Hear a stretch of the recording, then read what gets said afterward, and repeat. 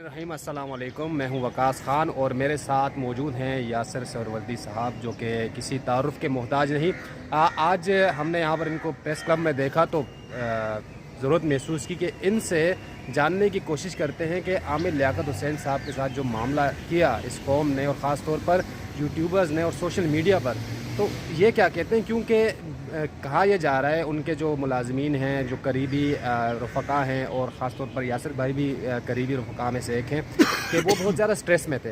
तो यासिर भाई बताएं, आपको भी लोग सुनना चाहते हैं, पसंद करते हैं, गालियाँ तो आपको ही पड़ती हैं, तो बताइए कि क्या ये किस तरह इस चीज़ को कंट्रोल किया जाएगा। और आमिर लियाकत भाई का बताइएगा कि कैसे आखिरी आयाम उनके कैसे थे। बिस्मिल्लाहिर्रहमानिर्रहीम, अस्सलाम वालेकुम रहमतुल्लाह। सबसे पहले इस बात का जवाब दूंगा, आपने कहा गालियाँ, तो अगर कोई गाली दे रहा है तो सबसे पहले तो मैं समझता हूँ कि यार वो अगर मुझे तंबीह कर रहा है गाली के ज़रिए तो वो ख़ुद कितना अच्छा मुसलमान है। दूसरी बात यह है कि समझाने का तरीका गाली नहीं होता, और जो गाली सिखा रहा है वो बेचारा जो है ना, उसको ये नहीं पता कि वो अपने माँ बाप को गालियाँ दे रहा है। हदीस का मफ़हूम यह है कि जो किसी की माँ बाप को गालियाँ देता है वो अपने माँ बाप को दरअसल गालियाँ दे रहा है। तो कितने ज़ालिम लोग हैं हम कि अपने माँ बाप को भी नहीं बख्श रहे। उनकी तरबियत याद नहीं है हमें, उनका ये याद नहीं है कि उन्होंने बचपन में हमें किस तरह से पाला। माँ को तो एक नज़र इस तरह से देखने से, प्यार मोहब्बत भरी नज़र से देखने से हदीस का मफ़हूम है कि एक मकबूल हज का सवाब मिलता है। हम करोड़ों लाखों रुपए खर्च करके जाते हैं हज, और पता भी नहीं है कि कबूल है या नहीं। लेकिन कितने ज़ालिम है कि अपने माँ बाप को इस तरह के अलक़ाबात से नवाज रहे। नाऊज़ बिल्लाह माअल्लाह। दूसरी बात आपने की डॉक्टर आमिर लियाकत हुसैन साहब, तो डॉक्टर आमिर लियाकत हुसैन साहब से मैं मिला था जब पहली मरतबा। तो मेरी उस मुलाकात में मैंने उनसे शफ़ीक इंसान उस वक्त कोई नहीं पाया। 5-6 घंटे की मुलाकात थी। हर इंसान से जो है ना वो ख़ताएँ होती है, और हम कोई भी ख़ताओं से और ख़ामियों से पाक नहीं हैं।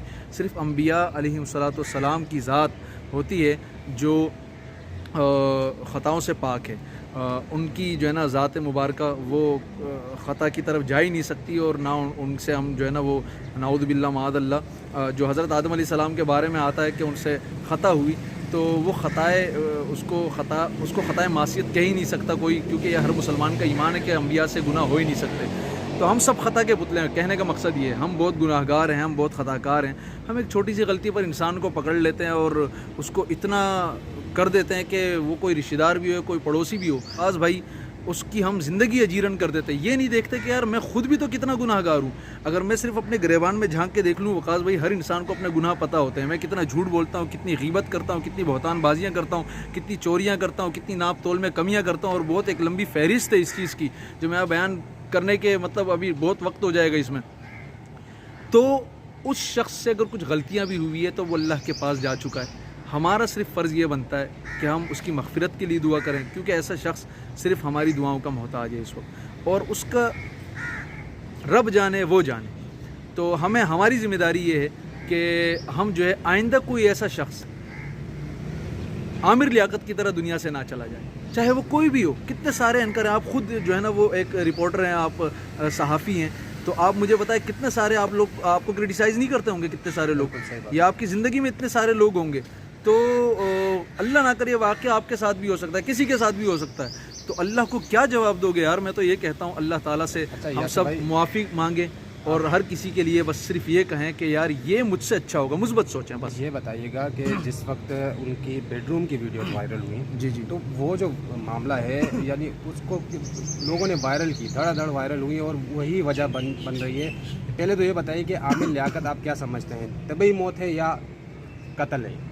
दूसरा ये है कि जिस तरह वायरल की गई चीज़ें, उसको क्या समझते हैं कि सोशल मीडिया हम जिस तरह इस्तेमाल कर रहे हैं पाकिस्तानी ख़ास तौर पे, ये इस्तेमाल का तरीका सही है या हमें कुछ सोचना चाहिए इस मामले में। मैं यही कह रहा हूँ ना, देखो हर शख्स आज़ाद है, हर कोई तनकीद ही करनी आ रही है। तनकीद बराए इस्लाह का तरीका ये है कि अगर किसी शख्स को आपको समझाना है और आप ये समझते हो कि मैं इतना अच्छा मुसलमान हूँ और मेरी ज़िम्मेदारी है कि मैं जो है वो अपना पैगाम पहुँचाऊँ, तो आप पर्सनल भी मैसेज कर सकते हैं। इसका आसान तरीका है, फेसबुक पेजेस हैं बड़े आर्टिस्टों के, उनके इंस्टाग्राम पेजेस हैं, आइडिया हैं, आप वहाँ पर एक जो है ना वो पर्सनल में एक मैसेज कर दें, तो उन तक पैगाम पहुँच जाएगा।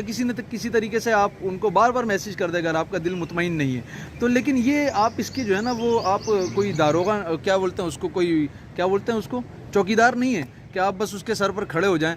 और तो मैं दूसरी बात यहाँ पर ये कहूँगा कि जो आपने कहा کہ ان کی موت کی وجہ کیا ہے، تو وہ سٹریس میں تھے، بہت زیادہ پریشان ہو گئے تھے. جیسے میں نے ابھی کہا کہ کوئی اور عامر لیاقت بھی نہ بن جائے، کوئی اور عامر لیاقت کی طرح دنیا سے نہ چلا جائے، اور آپ کی وجہ سے. تو اللہ کو اپنا جواب نہیں دے سکتے. اللہ نے اگر پوچھے کتنی نمازیں پڑھی، کتنے روزے، کوئی جواب نہیں دے سکتا. تو ڈاکٹر عامر لیاقت حسین جو ہے وہ میرے خیال سے بہت زیادہ ٹینشن میں تھے، ڈپریشن میں چلے گئے تھے، اور اس وجہ سے کہ ان کی جو وہ نازیبہ ویڈیوز تھی جو انہوں بیچارے کی ان کی بن گئی اور وہ ہم لوگوں نے ہی شیئر کر دی. تو یار یہ نہیں ہونا چاہیے کسی کے ساتھ. کسی کی نجی زندگی میں ہمیں مداخلت کی کیا ضرورت ہے. اچھا یاسر بھائی یہ بتائیے کہ آخری ملاقات آپ کی کب ہوئی عامر بھائی سے اور کیا بات چیت ہوئی آپ لوگوں کی؟ پچھلے سے جو ابھی رمضان گزرا اس سے پچھلے رمضان میں ہوئی تھی، اور اس میں جب میں ان سے ملا تھا تو انہوں نے مجھے ایک جملہ کہا تھا، مجھے بڑا اچھی طرح یاد ہے کہ بس لوگ تو کہتے رہتے ہیں، بس کہنے دو، پاگل ہیں، آپ اپنا کام کریں اور آگے بڑھیں اور مثبت کام کریں. یہ انہوں نے مجھے کہا تھا. اچھا سوشل میڈیا سے جو ایک الگ قسم کا سوال ہے میرا کہ جو رشتے ہو رہے ہیں اور خاص طور پہ لڑکیاں جو ہیں وہ بالکل یعنی سوشل میڈیا پہ تعلق بنا، اس کے بعد وہ چلے گئے نکاح کیا. نکاح اچھی چیز ہے لیکن ماں باپ کو خفا کر کے وہ چلے جاتے ہیں اور اس کے بعد ایک ایشو بن جاتا ہے کہ شاید لڑکے جو ہیں وہ ان کو اغواکار بنا دیا جاتا ہے سوسائٹی میں. وہی سوشل میڈیا پہ ایک اچھے اور برے کی جنگ چھڑ جاتی ہے. تو اس چیز کو کیا کہیں گے آپ کہ سوشل میڈیا سے جو رشتے ہو رہے ہیں یہ کس حد تک صحیح ہو رہے ہیں، اور آپ اس میں نوجوان جو نسل ہے اس کو کیا پیغام دینا چاہیے؟ شادی تو ماں باپ کی مرضی سے ہی ہونی چاہیے، اور اسلام نے لڑکی کو بھی یہ حق دیا ہے کہ اس سے پوچھیں. ماں باپ کا یہ حق بنتا ہے کہ اپنی بیٹی سے ضرور پوچھیں کہ ہم تمہارا اس جگہ رشتہ کرنے جا رہے ہیں، کیا آیا لڑکا آپ کو پسند ہے. اگر وہ کہتی ہے ٹھیک ہے تو اس کی مرضی سے اس کی شادی وہیں ہو جائے. اگر نہیں تو اس کو یہ اختیار ہے، یہ بھی اس کو دین اسلام نے ایک رائٹ دیا ہے اس کو. تو آپ زبردستی نہیں کر سکتے کسی پر بھی. ماں باپ کو بھی یہ حق حاصل نہیں ہے. دوسرا آپ نے کہا کہ اس طرح سے چلے جاتے ہیں، تو کس وجوہات کی بنا پر چلے جاتے ہیں یہ تو ان کو پتہ ہوگا یا ان کے گھر والوں کو پتہ ہوگا. ہاں ماں باپ کو بھی آج کل چاہیے، جو میں علماء کے بیانات سنتا ہوں تو ماں باپ جو ہے نا وہ اپنی اولاد کو یا سمجھ نہیں پا رہے، یا پھر ان سے ہر کسی سے دیکھو غلطیاں. میں نے جیسے کہا ہم سب غلطی کے پتلے ہیں، ہم سب سے جو ہے نا وہ خطائیں ہو جاتی ہے. تو سب سے پہلے تو اولاد کو چاہیے کہ وہ بھی ماں باپ کو سمجھے، اور ماں باپ کو بھی چاہیے کہ اولاد کو سمجھیں. تو میرے خیال سے اولاد کے جو حقوق ہے وہ بہت زیادہ ہیں، اور ماں باپ اس کو بخوبی بھی انجام دیتے ہیں، لیکن کسی جگہ پر ماں باپ سے بھی غلطی ہو جاتی ہے. تو چاہیے کہ اولاد کو سمجھیں، اور اولاد کو بھی چاہیے کہ ماں باپ کے ساتھ. اچھا ایسے بھائی آخری آپ سے سوال، یہ جو کنفرم جنتی ہو گیا اور میں بھی روزے رکھوں گا، یہ آئیڈیا ویسے بیسیکلی آپ کے ذہن میں آتا کیسے اور ایک دم چیز وائرل ہو جاتی ہے؟